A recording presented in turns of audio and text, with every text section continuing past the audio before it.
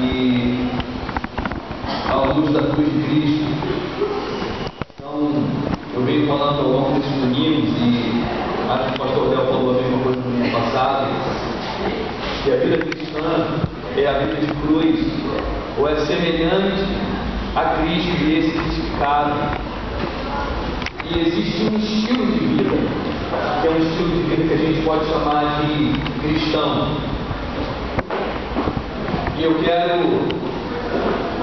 ver com vocês esse estilo de vida cristão manifesto na vida de João Batista, como João Batista viveu e como que a própria vida e o modelo e o estilo de vida que João Batista tinha era um modelo de vida que falava por si só.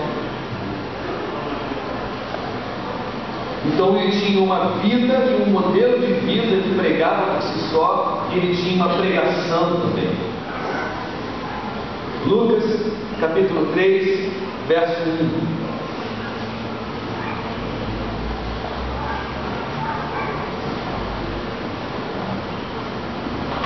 No 15º dia, no 15º ano do reinado de Tibério César, sendo Pôncio Pilatos governador da Judéia, Herodes, tetrarca da Galiléia, seu irmão Filipe, tetrarca da região da Itureia, e Tracônides e Lisânias, tetrarca de Abilene, sendo sumos sacerdotes, Anás e Caifás, veio a palavra de Deus a João, filho de Zacarias, no deserto.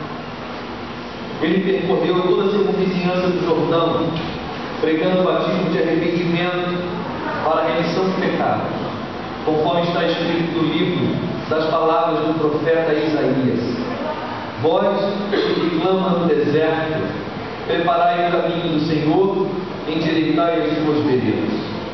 Todo vale será aterrado e nivelados todos os montes e outeiros. Os caminhos tortuosos serão retificados e os escabrosos aplanados. E toda a carne verá a salvação de Deus.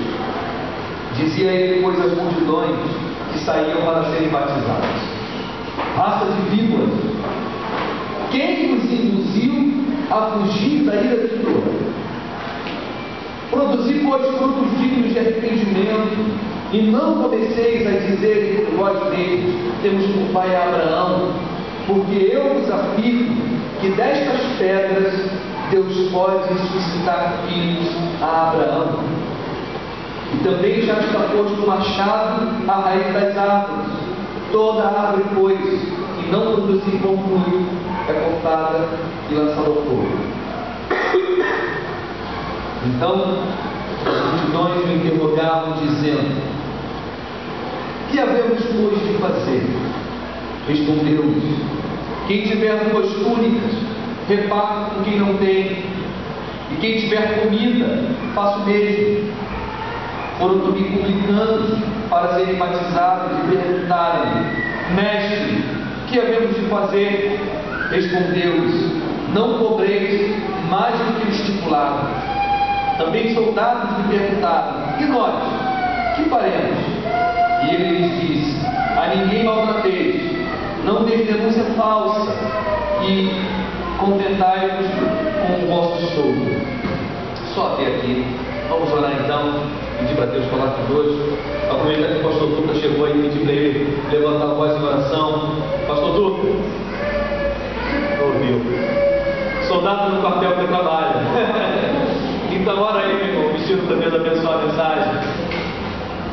Senhor nosso Deus, nosso Pai, graças te damos essa manhã, pedimos que o Senhor abençoe teu céu, que teu Espírito possa transcorrer esse lugar, esse ambiente, que possa derramar fogo diante dos nossos corações. Que nós não saímos daqui só com amém, mas convencido que tu és Deus que pode fazer coisas poderosas. Amém. Por isso, nessa manhã, nós louvamos o teu nome. Em nome de Jesus. Amém. Obrigado. Meus irmãos, João Batista era uma figura estranha. Ele se vestia de uma forma diferente da comum do seu tempo.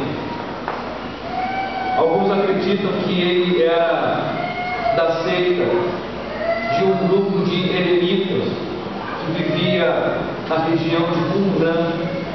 Qumran é um nome conhecido de alguns de nós, porque há mais ou menos 50 anos atrás foram encontrados os escritos do Mar Morto.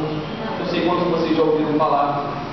Há 50 anos foram encontrados muitos manuscritos de textos do Antigo Testamento e alguns textos contemporâneos dos apóstolos, que não são escritura sagrada, mas livros que foram escritos. E tinha uma comunidade que vivia no deserto, numa região chamada Qumran. Alguns acreditam que João Batista era dessa comunidade, da comunidade de Qumran, mas não há nenhum relato histórico ou bíblico que prove isso. A única desconfiança era o estilo de vida que ele tinha, da forma como ele se vestia e o fato de ele viver no deserto. Por isso acreditam que ele era da comunidade de Qumran. Eu não acho que ele era da comunidade de Qumran. Eu acho que a forma como ele vivia e se vestia dizia, era uma mensagem, mas uma mensagem de vida. O texto começa no versículo 1, o texto começa relatando o ambiente político e religioso da época. E não é à toa que o texto começa relatando em que contexto político e religioso eles viviam.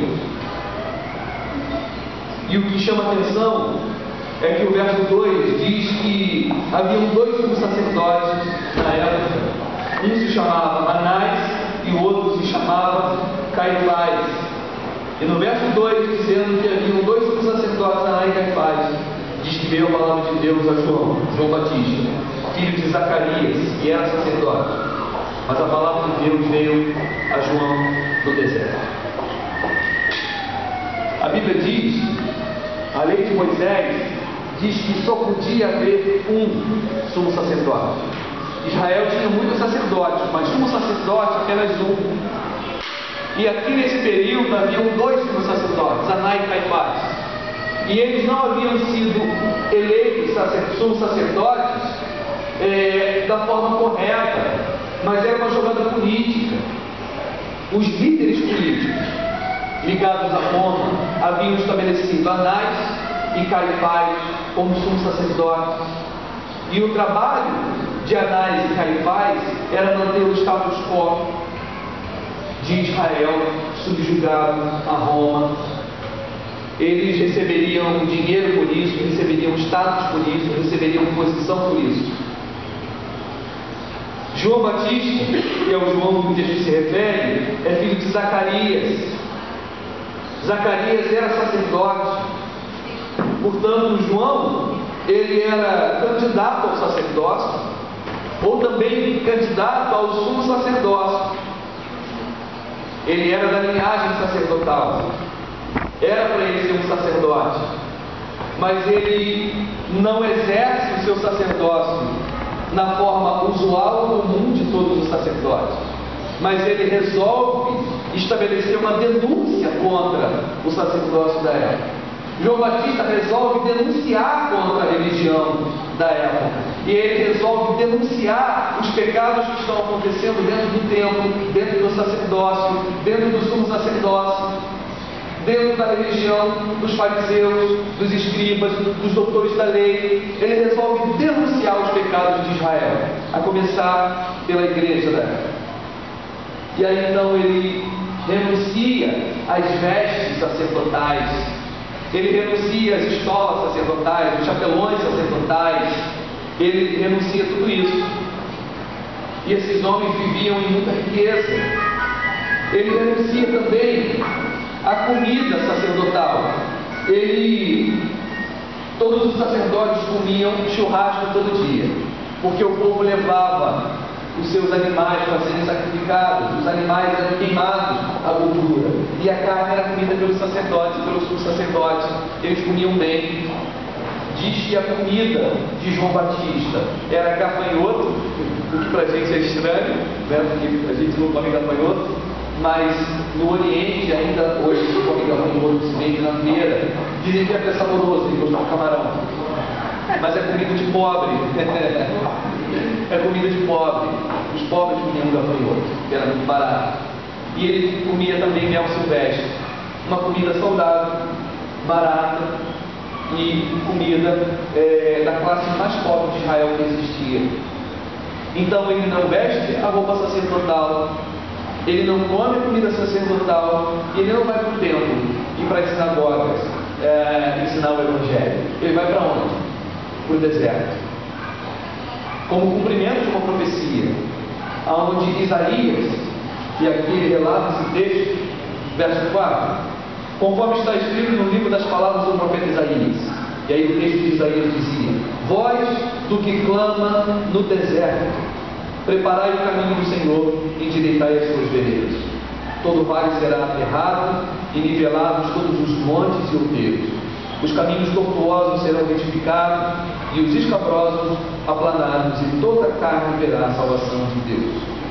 Ele vai para o deserto pregar, e Isaías já havia profetizado: voz do que clama no deserto.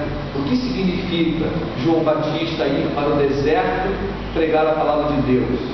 E Deus está clamando ao seu povo no deserto, dizendo: eu abandonei a cidade, eu abandonei Jerusalém, eu abandonei o templo, eu abandonei o sacerdócio, eu estou falando do deserto.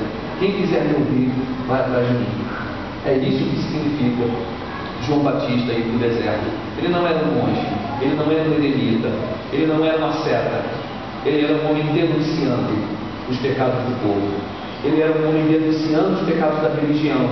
Ele estava indo para o deserto, como quem diz: Deus está clamando no silêncio e o povo não está ouvindo.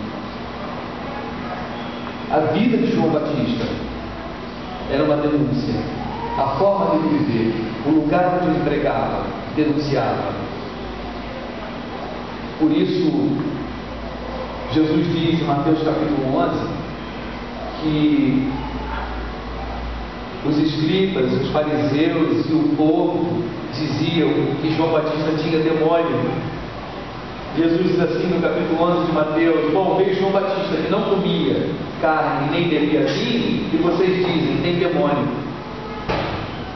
Então o povo e os próprios religiosos da época chamavam João Batista de endemoniado. Por quê? O que eles esperavam? Que um profeta e um homem de Deus se levantasse no meio da igreja, entre aspas, porque não era a palavra que se usava para a congregação, no lugar de adoração da época.